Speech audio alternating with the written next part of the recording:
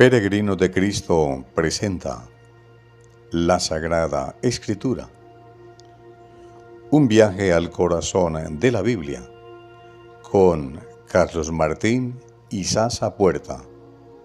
Bienvenidos. En el nombre del Padre, del Hijo y del Espíritu Santo. Amén. Oh Dios, qué fuerte le permitimos ser al enemigo y qué débil a nuestro corazón. Qué fácil caemos en las redes de la ambición y la codicia del tener, del poder y del placer. Y cuán listos estamos para llamar buenas a nuestras cosas malas. Dale, Señor, tal fuerza a nuestros corazones que el enemigo huya al saberte ahí. Amén. Hola, peregrinos de Cristo. Sean todas y todos bienvenidos a la Sagrada Escritura para continuar nuestro viaje al corazón de la Biblia en el Antiguo Testamento. Con ustedes, Carlos Martín y Sasa Puerta, laico defectuosamente al servicio del Señor, y es un gusto viajar con ustedes. Bueno, entonces ya vimos cómo el invisible Hacedor, Dios, dispuso todos los elementos y el proceso para el desarrollo del maravilloso orden armónico de la tierra como lugar de habitación del ser humano, que en este segundo relato de la creación conocemos como Jardín de Edén, en el centro del cual, y como protagonista, puso al ser humano su imagen y semejanza, su tselem, su sombra, y como su imagen y semejanza, también como él, dotado de libertad, el libre albedrío. Pero aunque omití decirlo en nuestro encuentro anterior, el jardín, además de referirse al lugar físico de habitación del ser humano, también se refiere al lugar interior donde habitan los anhelos y sentimientos del ser humano, como lo veremos al final de nuestro encuentro de hoy. También vimos ya que se nos dejó la función y compromiso de trabajar y cuidar la creación, como también que se nos ha dado un primer mandato, y que ese mandato es no pretender suplantarlo y aspirar a ser dioses, queriendo nosotros decidir qué es lo bueno y qué es lo malo. Pues aunque el libre albedrío otorgado por Él mismo nos permite decidir libremente el hacerlo o no, decidir hacerlo nos traerá como consecuencia la condenación eterna. O sea, esa condena que empieza en el momento en que osamos alterar el plan de Dios, cambiando lo que Él ya decidió que era bueno y que era malo, y que no terminará a menos, claro está, que se haga el ejercicio debido de penitencia y reconciliación, lo cual es muy improbable porque como en ese momento estamos convencidos de que lo que hicimos es bueno, entonces obviamente no vamos a pedir perdón por algo que consideramos bueno. Esto está directamente vinculado con el famoso pecado contra el Espíritu Santo que encontramos en los evangelios de Mateo y Marcos. Y en este caso sería pecar contra el Espíritu Santo por presunción. O sea, que no buscamos la penitencia o reconciliación sencillamente porque presumimos que no hemos hecho nada malo, ya que estamos convencidos de que lo que hicimos es bueno. Espero haberme hecho entender. Pero miren hasta dónde penetra este relato aparentemente infantil y proveniente de bellísimos mitos de tradiciones mesopotámicas de antiquísima y riquísimas culturas, como ya lo he reiterado tantas veces, que una sencilla y simple historia con un jardín, con unos árboles que producen algo que un soberano invisible dice que no se puede comer porque comerlo nos mataría, en fin.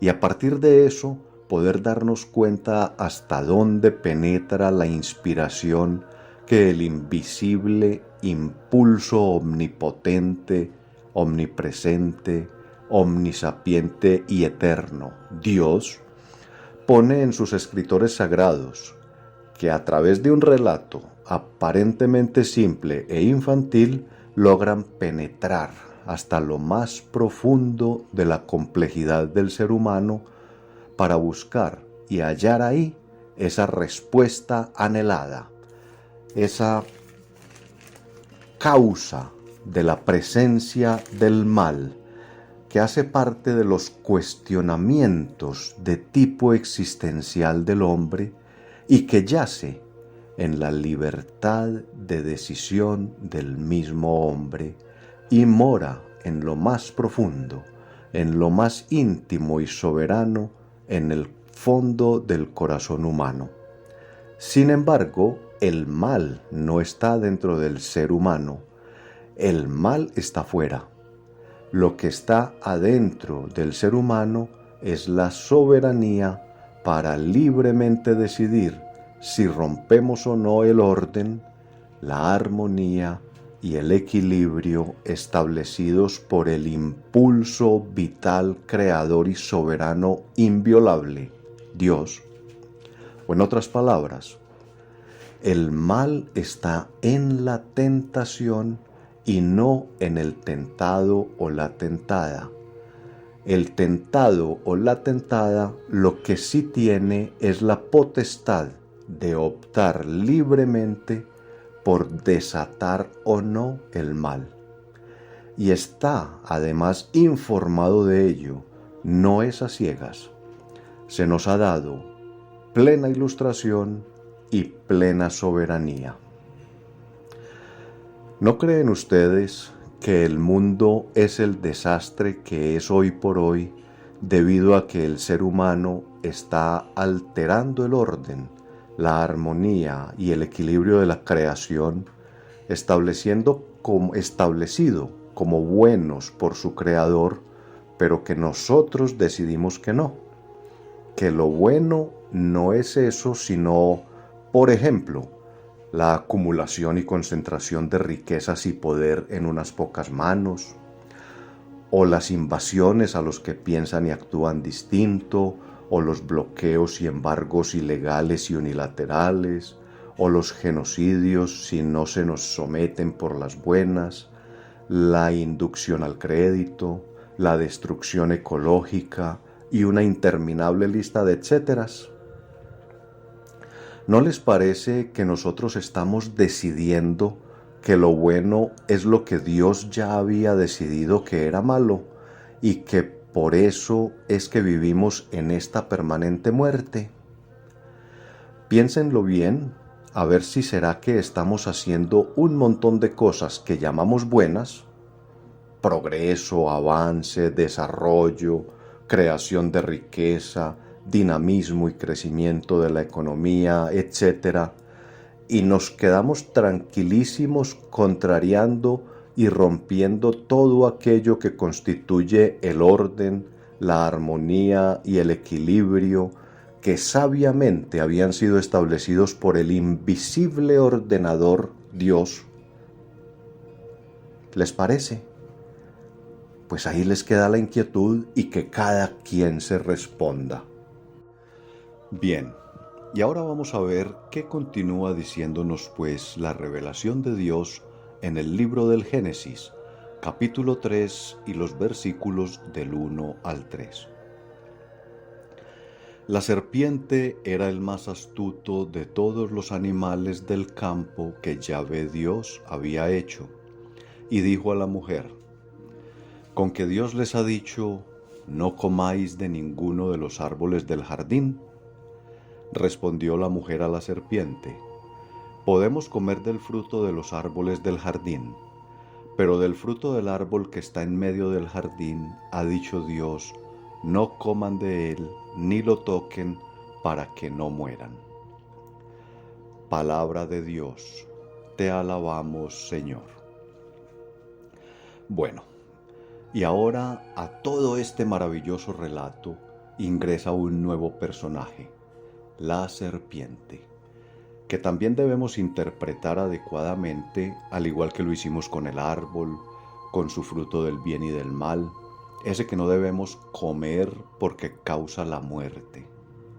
Miremos pues, ya sabemos que el acontecimiento fundamental, trascendental y fundante del pueblo hebreo y de su fe judía fue su liberación de la esclavitud del imperio y potencia extranjera, que en aquel momento era Egipto, y por lo tanto el recuerdo más aterrador que tiene el pueblo hebreo es el que guardan de Egipto y todo lo relacionado con Egipto, pues toda esa amarga experiencia de la esclavitud dejó las más terribles huellas y los más horrorosos recuerdos en el pueblo hebreo. Para ellos no existía nada peor que Egipto. Pues bien, como muchos seguramente lo saben, incluso porque tal vez lo han visto en películas o en libros de historia, uno de los emblemas faraónicos del imperio egipcio era el llamado Ureo, que era la representación de una serpiente cobra erguida, elaborada en la diadema o corona que llevaban los faraones en su cabeza, y que representaba a la diosa Wadjet, que era la diosa protectora de Egipto y del faraón, una diosa pagana, por supuesto. Por lo tanto, el pueblo hebreo relacionaba lo peor de lo peor con esa figura de la serpiente que representaba aquello que vieron por años y años oprimirlos y someterlos.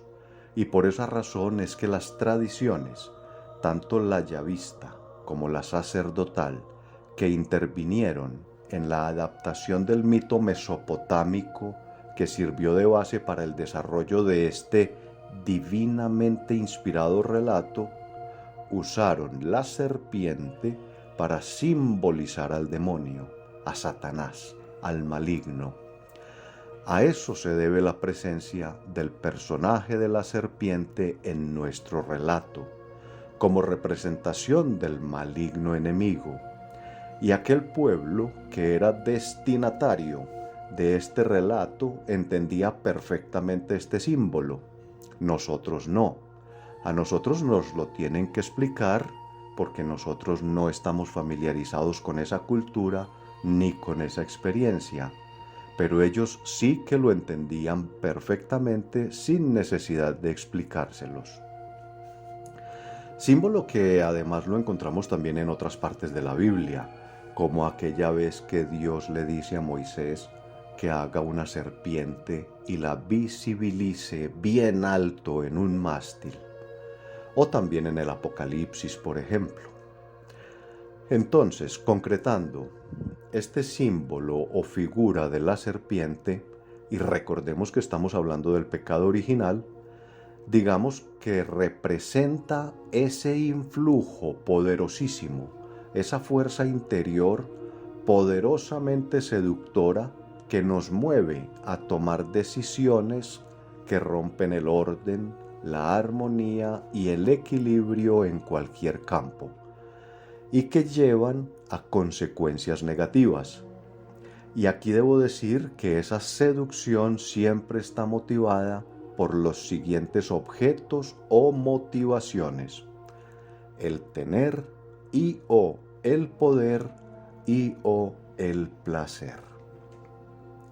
Y en este caso que nos presenta el texto bíblico se refiere al poder y en su máxima expresión, es decir, a creer que podemos alterar las decisiones que el invisible ordenador omnipotente y omnisapiente, Dios, dispuso a través de los elementos y las leyes que los rigen. Creer que podemos determinar lo que es bueno y lo que es malo según nuestro criterio y capricho, pretendiendo así nosotros ser dioses, desplazando y usurpando el lugar determinador de Dios.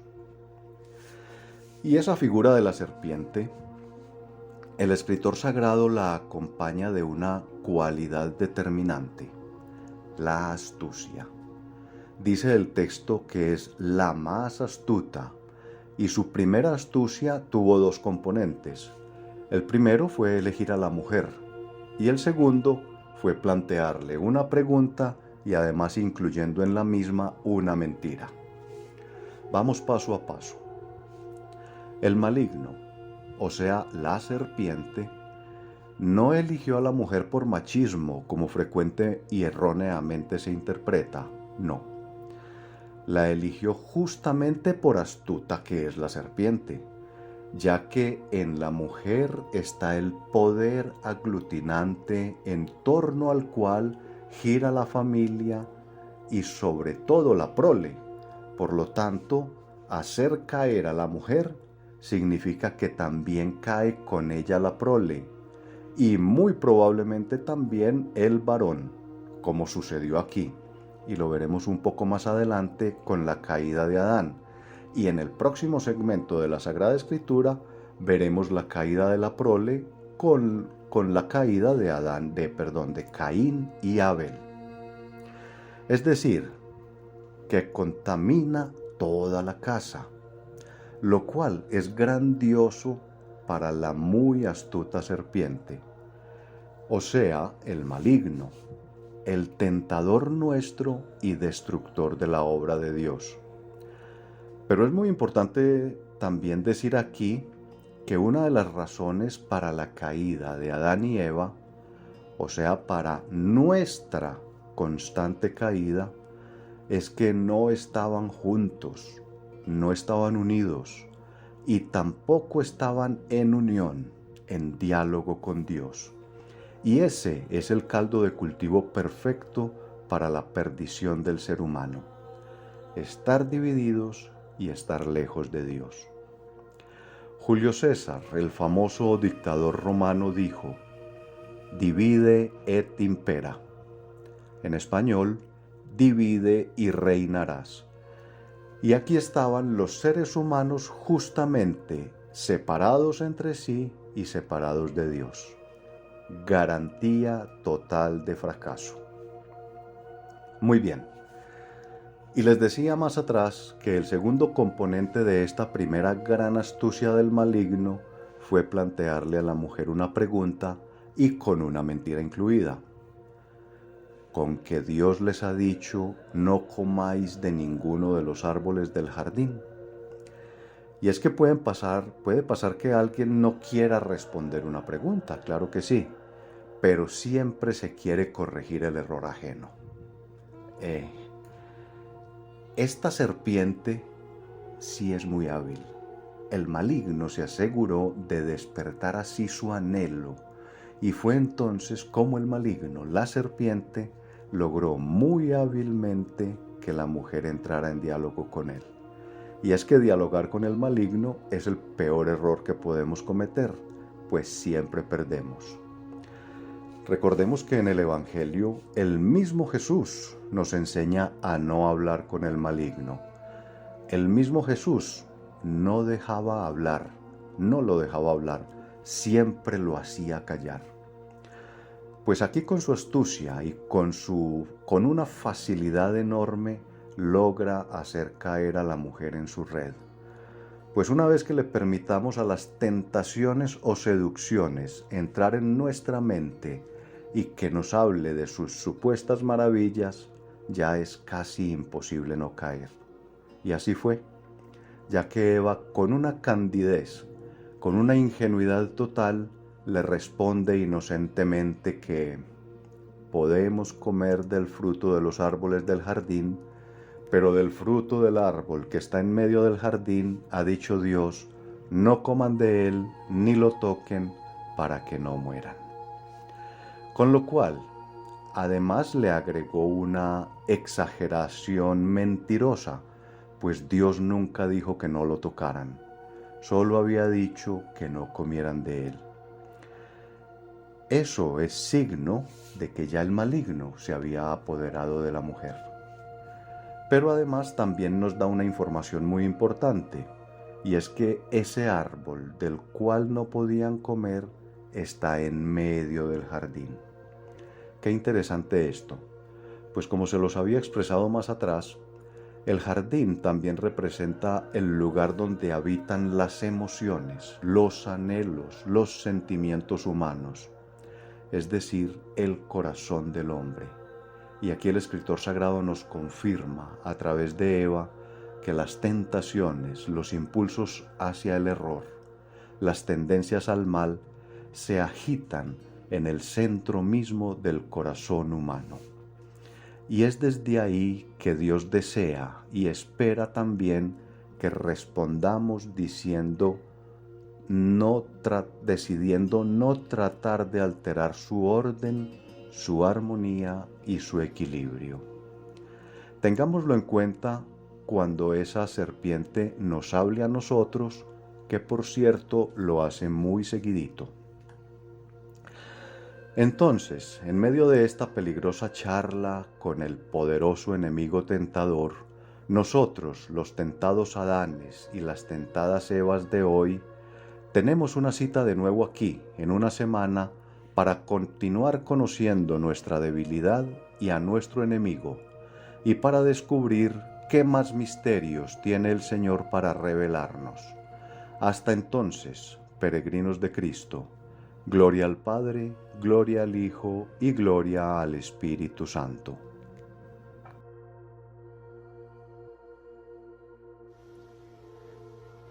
Familia Peregrinos de Cristo, recuerden compartir y juntos extendamos esta invitación a caminar y formar parte del reino que nos prepara nuestro Señor Jesucristo.